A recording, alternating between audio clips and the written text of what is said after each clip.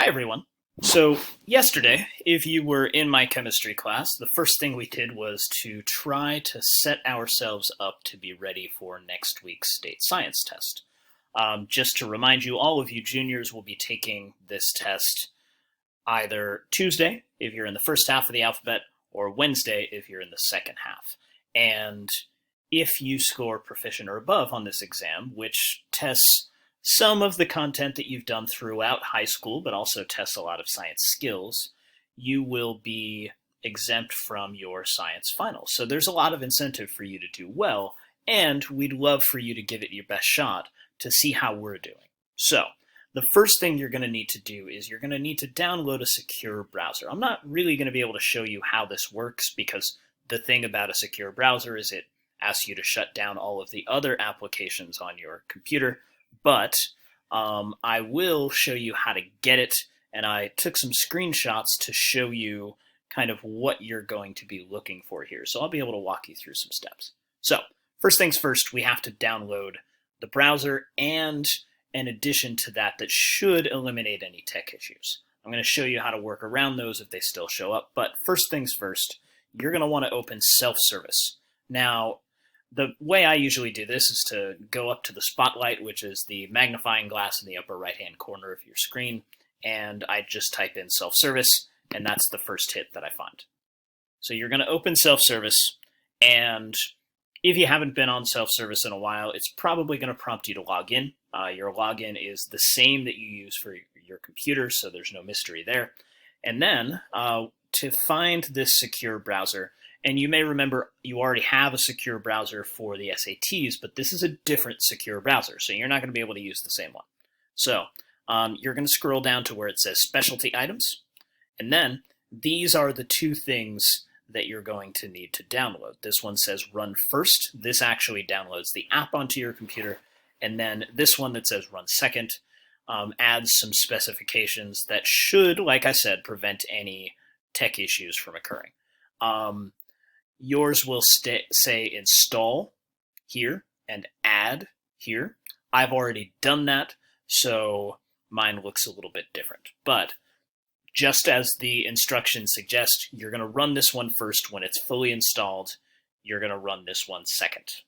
So once you have that secure browser ready to go, your first instinct probably is to try to open it. So when you try to open it, you may get this error message. It says that your computer has spaces enabled. Now, to be honest, I didn't know what spaces was until yesterday. And it's not really an application. It's more a series of settings that we're going to need to change to make this work. Shout out to Mrs. Woodbury, by the way, for helping us to figure this out. And so you're going to go into System Preferences. You can access this from the Apple menu right here, or you can also access it from the dock. In most cases, this System Preferences icon is going to be on your dock. And so once you open this System Preferences, then you're going to click on Keyboard, and you're going to have a number of settings here. The one you want here is Shortcuts. So when you click on Shortcuts, there are lots of options on the left-hand side. You are going to...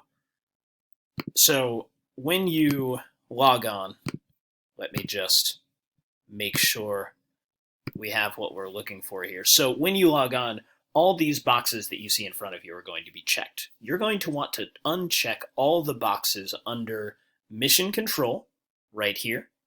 So I'll go ahead and uncheck all those boxes. And then under Keyboard, you'll want to uncheck all these boxes. And finally, under Screenshots, you'll want to uncheck all of those. And so once you uncheck all of those, you should be able to open the secure browser with no problem. So if you do get this error message where it says your computer has spaces enabled, then that seems to be a good workaround for that. It worked with mine when I tried it earlier.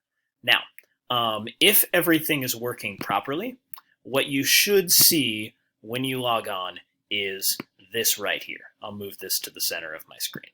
And so you'll see a space for your first name. That is your given first name, no nicknames. Your student ID, which will be provided for you on test day, and the session ID, which will be provided by your proctor when you go to take the test. Now, this is obviously the live test site, which you won't use until next week until we do the real thing. But I would highly recommend, once you get this secure browser downloaded, to go to the practice test site and just kind of play around with it.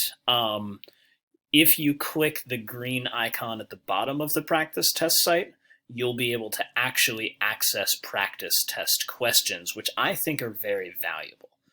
In the absence of being able to go through a full session, at least you can get a hang of what the questions are going to look like. And I think you'll notice that they don't involve a whole lot of hard science knowledge. All of you are capable of doing very well if you just put in the effort. So hopefully this served as a sort of tech talk / pep talk, because I know all of you will do well if you put your mind to it.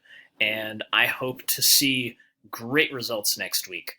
Thanks for watching, and have a great day. So one quick thing that I forgot, because of course I did.